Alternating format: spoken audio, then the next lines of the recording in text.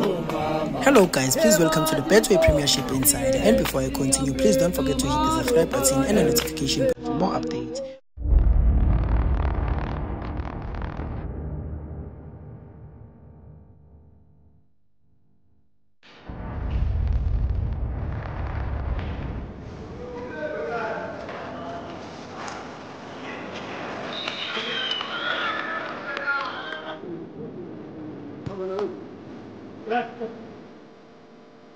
SuperSport are going to be highly motivated to compete with us tomorrow night. They always do. Whenever we face SuperSport, it's a tough encounter.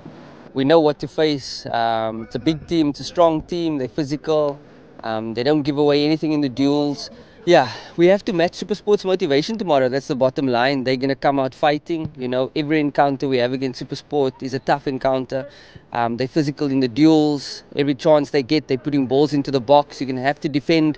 You're going to have to be competitive. And like we said, we're on opposite ends of the table, but we have to match their motivation. We have to go into the game knowing that there's a possibility to increase our points on the table and make sure that we don't make the night easy for them.